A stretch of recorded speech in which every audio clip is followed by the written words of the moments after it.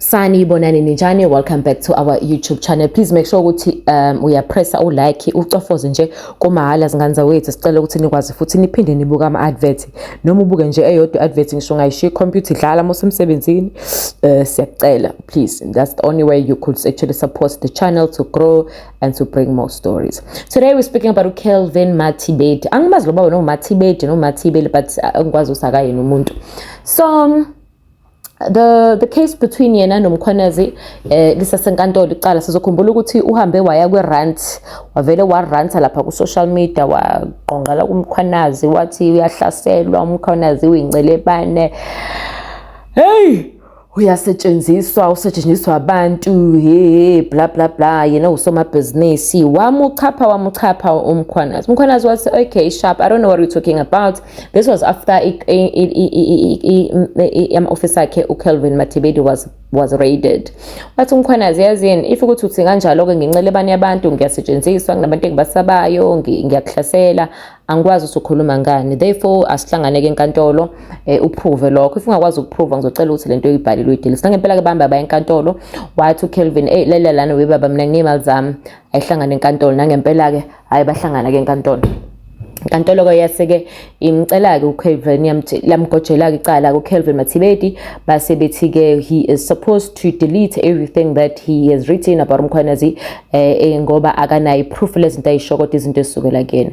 Wahamba ke uMathibedi wangazidelete izinto, wahamba ufaka icala naye wayo challenge enkantolo ukuthi wathi ke abameli bakhe bam-advise ukuthi ahambe uchallenge enkantolo ukuthi uma ngabe delete lezi zinto lezi zizomenza ngabe nasithunzi, alahlekelwe isithunzi sakhe, abuke ngene soma business alright. Inkantolo ke yaphinde yamtshela ukuthi uzomela aphinde akhokhele uKelvin, akhokhele uMkhwanazi imali up to $1 million that uMkhwanazi ayifunile. uMkhwanazi made it clear ukuthi le mali le angeke ize kuyena kodwa izohamba leyo mali iye kubantu abayidingayo, izingane zamaphoyisa ezashona ashoda sisemsebenzini, intandane bane foundation yokuthengelana icathulo, zonke lezo zinto lezo. So wayesithi cha leyo mali yalapha. Inkantolo yasithi ke uKelvin akakhokhe. uKelvin ngeke akayikhokhe leyo mali, and he hasn't deleted izinto ngoba icala senkantolo le challenge khona inkantolo esho khona ukuthi cha izomehletha isithunzi.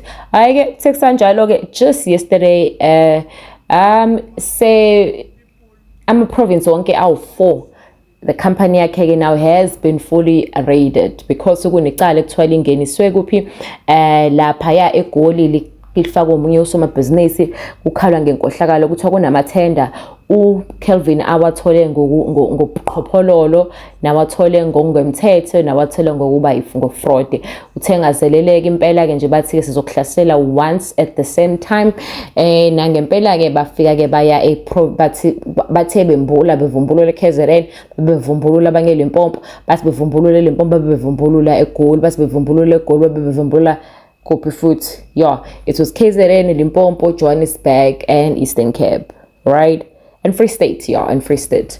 So ke babe bevumbulula ke befuna ke base bethatha amafayili abangase bawathole nongasiwacabange base bekhala ke bemuka nawo. Kelvin ke ke nje siyamazi ke phela uthi ula sambile ku social media, wathi wafaka ama-SMS wathi kunomuntu waseGoli oyiformer police osoma business one company security okuyena omhlaselayo ofuna leli tender leli ngoba yena wathole how social media abuza manje ukuthi we Kelvin wena siyilima zakho wasoshaya ngwijikhweb wena uthe uhlaselwa uMkhwanazi. Manje usuthi there's a businessman who is a security company, who owns a security, who's also fighting you okulwayo ofuna lamathenda akho, akuseyena manje uMkhwanazi. Now he says he knows, he understand ukuthi what was the reason why eradiwe, because lo muntu nomona kwashayicema nimlalele ezikhulumela. So yeah, that's the story right now. Every paperwork you could think of ofisini Kelvin athathiwe njengoba ke kodwa ke akabe khona ama-arrest enziwe, kodwa saqhubeka uKelvin uthi hayi yena angeke agobe uphondo. Akusasike uMkhwanazi manje useyikhomba le kusomabhizinisi one-security company athi babangana amathenda. Hey, bokuKelvin hayi bandla.